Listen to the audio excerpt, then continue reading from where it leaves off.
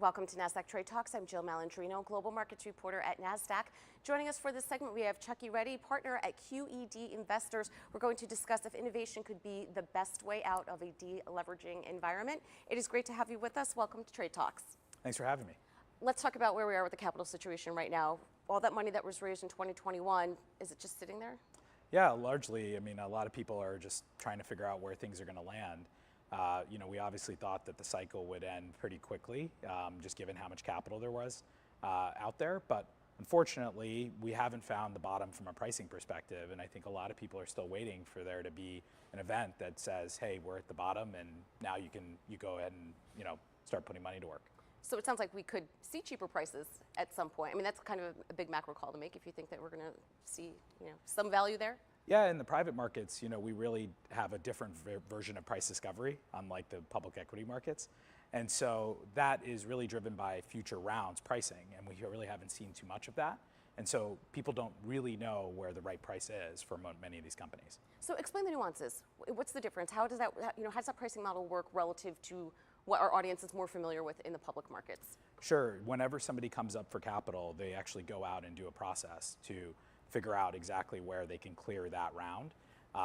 But those rounds need to happen. And many people are afraid to approach the market. So what they've been doing is going to their insiders and pricing something internal that doesn't get published. So there's not a lot of data to really understand where the valuations would be today. Did you think this valuation reset needed to happen in the private markets? I mean, the valuations were just, they were basing them on some random projected number 3-5 years out. I mean, profitability matters, governance matters, revenue streams matter now. Sure, absolutely. I mean, of course, the valuation reset, I think we all agree, was necessary and had gotten out of control from a pricing perspective. However, a lot of things were actually being driven by what was happening in the public markets as well. As you know, these multiples on revenue and on gross profit were so high, and now those have actually reset, and that's what's coming back through the market from the later stages in the private side through to the early stages. Let's talk about the macro for a moment here. What do you think is going to happen with interest rates? Yeah, I think, obviously people are pricing in that there might be some cuts later this year. I find that a little bit hard to believe, just given where we are in the inflationary cycle, but more importantly, because the Fed has to actually create a situation where monetary supply is shrinking. You have the fiscal side of the equation where the government is spending a lot of money, so they're offsetting some of that, but they haven't fully changed the cycle of where that money can kind of leave the system, i.e., all the debt at cheap prices or cheap interest rates has actually been termed out for very long duration. And so it's going to take several years for that to come through the system as those refinance and reprice. Yeah, so I mean, I feel like the market is pricing in that we're going to get cuts, but the Fed's been pretty clear in telegraphing their message. I don't think they're going to, if they're going to pause or raise, I get those arguments. But I haven't heard them mention cuts at all in any of their commentary. Completely agree with you. I mean, they're obviously talking about labor conditions, which are improving a little bit from a wage perspective for what they're trying to accomplish. But an inflation target of 2%, we're still very, very far away from that. And I think it's very hard to take, like I said, the money out of the system until these refinancings occur. So let's talk about the future for a moment here. Why do you think innovation is going to be the best way out of this deleveraging process?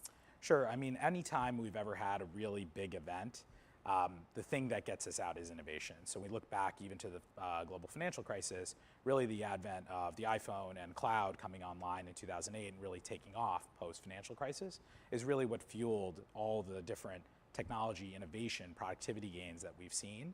Very similarly, coming out of the 2000-2001 recession was everything created during the dot-com era and all the internet innovation that happened. And ultimately, Google, Facebook in 2004 were big innovations that got us out of it. And now, obviously, we have a new trend that we're all talking about. Well, of course, AI. Sure. Right. Do you think Absolutely. there's going to be long-term applications for that, or are we kind of peak cycle? Is it all hype? Yeah, I mean, everything early in the cycle, people get really excited about things. I mean, you can look back to crypto from a couple years ago. That was really, the excitement for me in that space is still the blockchain technology.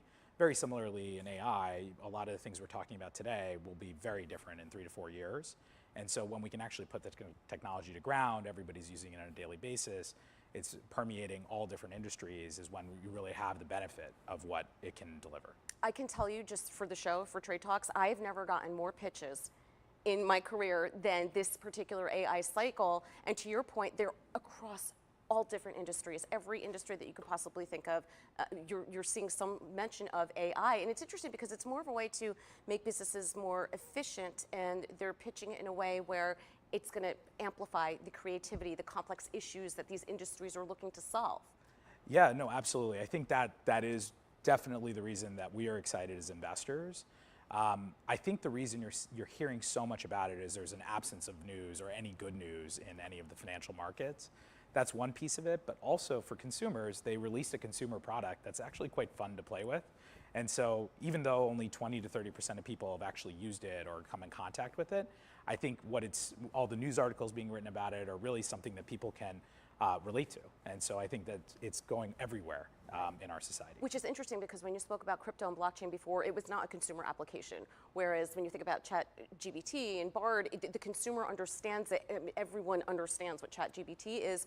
Whereas, I mean, even today, crypto and blockchain aren't necessarily understood by the masses as much as I feel like they understand AI. No, I totally agree with you. I mean, the fact of the matter is, a lot of people travel and love to travel. And so being able to put together a travel itinerary, everybody knows how painful it is when you go to a new city and you don't know what restaurant to eat at. You look for tips and you try to search for things on the internet. And everybody uses search. And so just even making search a next generation view, making it a little bit more tailored to what you're trying to accomplish is something that's really interesting for everybody. All right, Chuckie, look forward to seeing how this plays out. Thanks for joining us on Trade Talks, and thanks for joining me. I'm Jill Malandrino, Global Markets Reporter at Nasdaq.